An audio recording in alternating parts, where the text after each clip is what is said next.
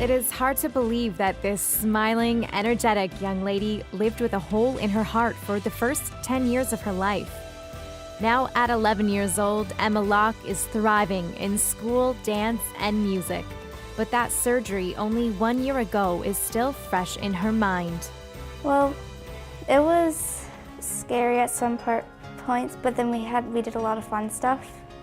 I remember one point, I was in a room near the surgical daycare, and they're just numbing my hand to put the medicine in me so I would fall asleep.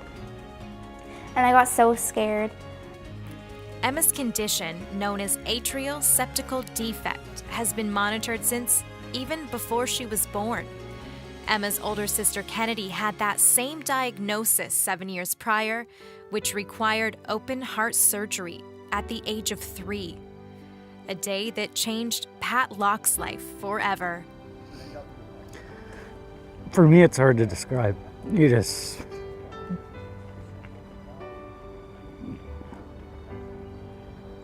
Going through something like that it's life-changing. The grief 16 years later is still obvious in Pat's eyes.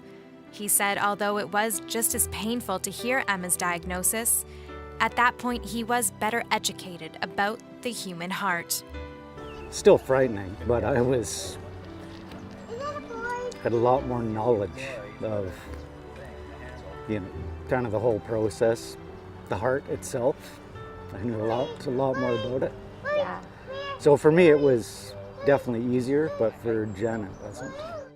So over the years, the hole in Emma's heart was growing as she was growing. So when we went in for just a regular routine follow-up in the fall of 2015, her cardiologist, Dr. Sinclair, at that point said, it's time that, and it took me back. I was not expecting it because every year we go in, it's the same thing. Okay, we'll follow up, go from there. And yeah, she had her heart closed over a year ago, almost a year ago.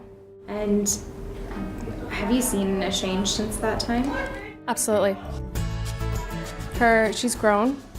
The color in her face has come back. She has more energy. She used to have to take so many breaks when she was playing with her friends, but she's full of energy. Emma and Kennedy are now thriving young women, kept on their toes by younger brother Fisher, who in fact did not inherit the heart defect. The entire family joins together and hosts fundraisers, cleverly known as Two Hearts, One Wish, for the hospital that cared for their 2 girls and gave them their healthy hearts.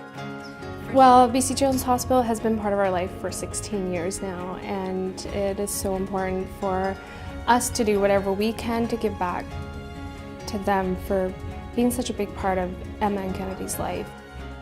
It's an amazing group of people, from the nurses, the doctors, everybody is amazing now.